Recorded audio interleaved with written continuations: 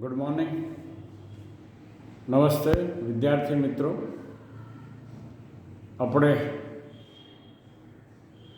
18મા પાઠના છેલ્લા ભાગ વિશેની આજે વાત કરીશું. આપણે 11મા ભાગની અંદર રુધિર પરિવહન સંબંધિત અનિયમિતતાઓ વિશેની વાત કરતા હતા, જેમાં તમે ઉચ્ચ રુધિર દાબ એટલે કે હાઇપર ટેન્શન વિશેની વાત ભણી ચૂક્યા. શાના વિશેની વાત? હાઇપર ટેન્શન વિશેની વાત ભણી ચૂક્યા છે. હાઇપર ટેન્શન એટલે શું એની વાત કરી હતી આપણે. હાઇપર ટેન્શનને કારણે શું થાય એના વિશેની વાત ભણી ચૂક્યા. કયા અંગોને નુકસાન થાય, ઈજા થાય એની વાત ભણી ચૂક્યા. આ માટે કયા કયા કારણ જવાબદાર છે એના વિશેની વાત ભણી ચૂક્યા. ધૂમ્રપાન અને મેદસ્વીતા, કઈ બે બાબત? ધૂમ્રપાન અને મેદસ્વીતા, એ બે બાબતો શું કરવા માટે?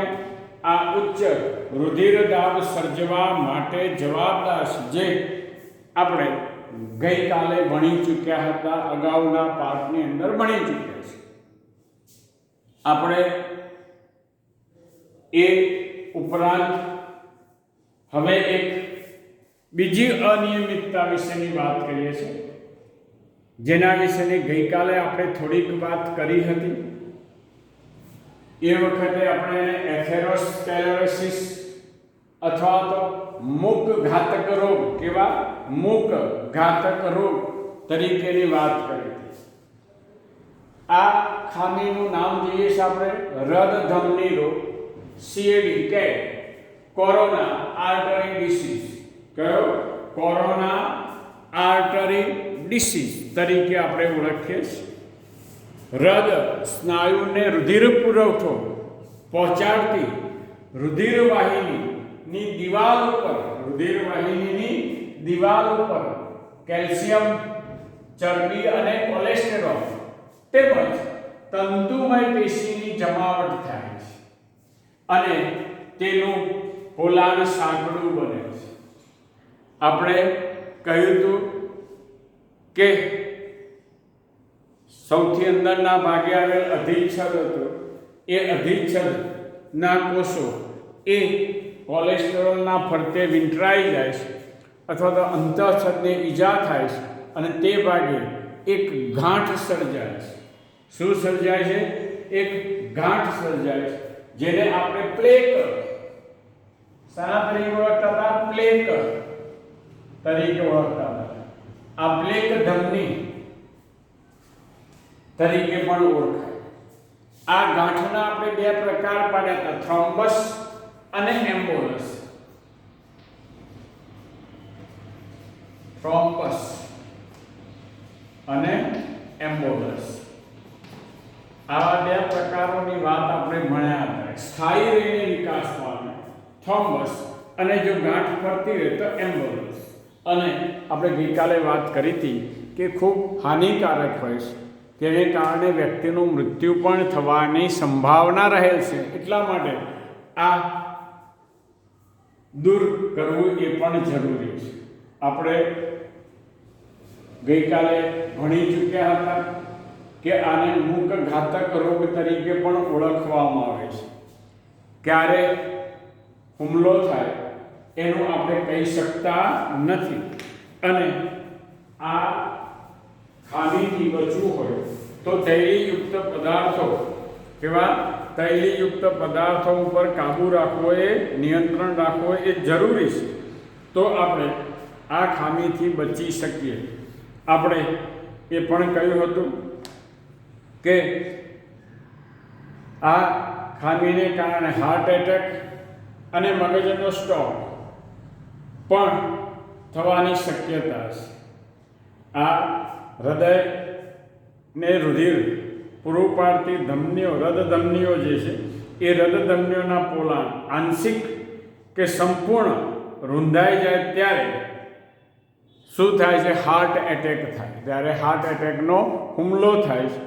એન્જિયોપ્લાસ્ટી અથવા તો બાયપાસ સર્જરી. કઈ? એન્જિયોપ્લાસ્ટી કે બાયપાસ સર્જરી દ્વારા આપણે એની સારવાર આપી શકીએ. અહીંયા આપણે જોઈએ કે આ હાર્ટ એટેક કે મગજના સ્ટ્રોક માટે પણ જવાબદાર છે. આ ખામીથી બચવું હોય તો આપણે ધૂમ્રપાન અને વધુ પડતા ચરબીયુક્ત ખોરાકો ટાળવા જોઈએ. ધૂમ્રપાનને કારણે અને સતત રુધિર દાબ, બીપી ઊંચું રહેવાને કારણે પણ આ ખામી સર્જાવાની શક્યતા રહે છે. આ થઈ વાત આપણે એથેરોસ્ક્લેરોસિસની વાત કરી હતી. આપણને એક ખામી નથી આપી, એ હતી આર્ટેરિયોસ્ક્લેરોસિસ. કઈ હતી? આર્ટેરિયોસ્ક્લેરોસિસ. આ સ્થિતિ ધમનીની દિવાલની દ્રઢીકરણની છે. આર્ટેરિયોસ્ક્લેરોસિસ એ શું છે? ધમનીની દિવાલના દ્રઢીકરણની છે. કોલેસ્ટેરોલ અને કેલ્શિયમના ક્ષારોની જમાવટથી દિવાલ જાડી અને અસ્થિતિસ્થાપક બને છે.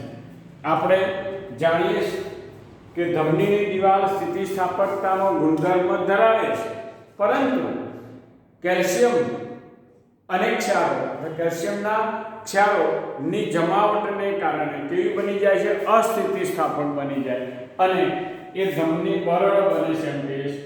અને આવી ધમની જ્યારે તૂટે ત્યારે તેમાંથી રુધિર બહાર આવે અને જામી જાય છે. આવી ગાંઠો રુધિરમાં ફરે છે અને શક્ય છે કે કોઈ અંગમાં મુશ્કેલી સર્જે. આ રીતે આર્ટરી એટલે ધમનીમાં કોલેસ્ટેરોલ અને કેલ્શિયમના ક્ષારોની જમાવટને કારણે આ ખામી સર્જાય છે. આ રીતે આ એક વધારાની આપણને જાણકારી ખાતર ખામી જોઈ. આર્ટેરિયોસ્ક્લેરોસિસ.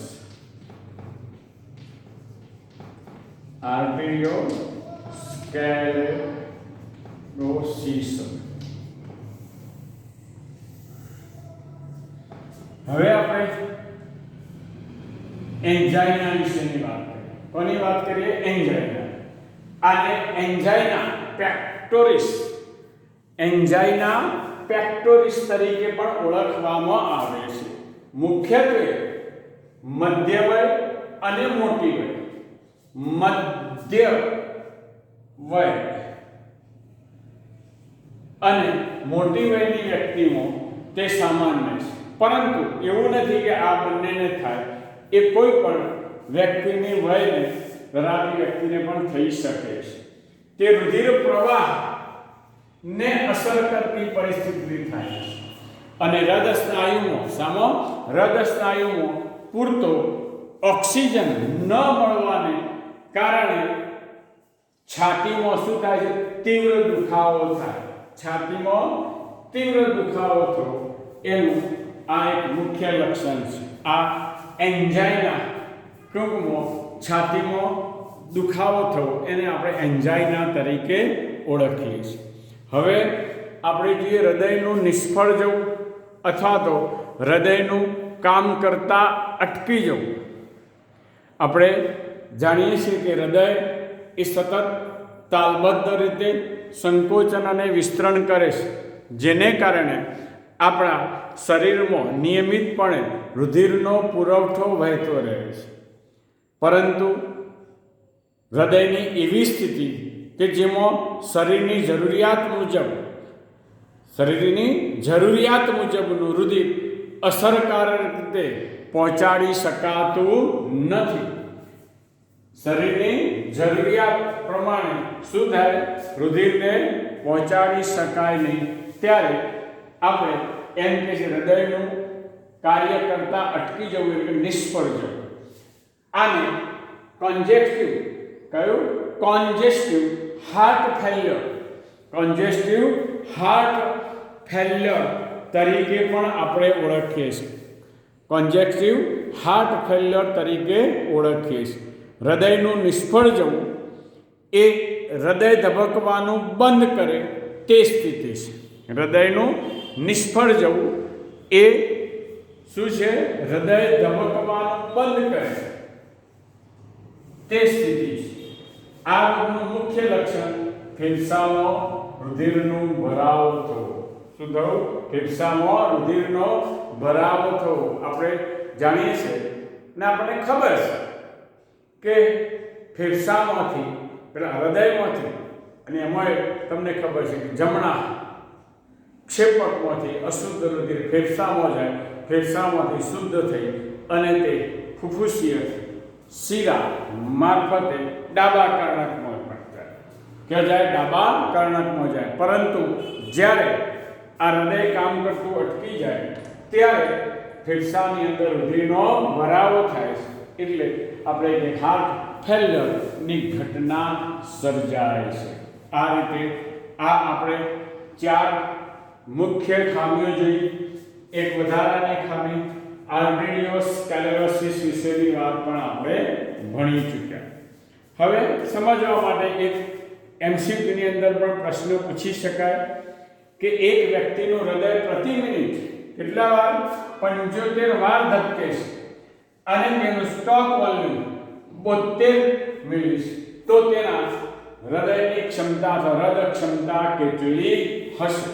આવો એક પ્રશ્ન આપણને પૂછી શકાય. અને આપણે અગાઉ પણ હૃદય વિશે વાત ભણી ગયા ત્યારે પણ આપણે કહ્યું હતું કે પ્રત્યેક વ્યક્તિના હૃદયની ક્ષમતા છે એ 5 લીટર 5 થી 6 લીટર રુધિર વહન કરવાની છે પ્રતિ મિનિટ. હવે આપણે જોઈએ કે હૃદયના ધબકારાની સંખ્યા 75 પર મિનિટ, સ્ટોક વોલ્યુમ છે 72 મિલી. હૃદય ક્ષમતા બરાબર સ્ટોક વોલ્યુમ ગુણ્યા હૃદય દર, સ્ટોક વોલ્યુમ ગુણ્યા હૃદય દર, એટલે કે ધબકારાની સંખ્યા. હૃદય દર નોટ શું થાય? ધબકારાની સંખ્યા 75 મિલી ગુણ્યા અહીંયા આપણે જે સ્ટોક વોલ્યુમ જે છે 72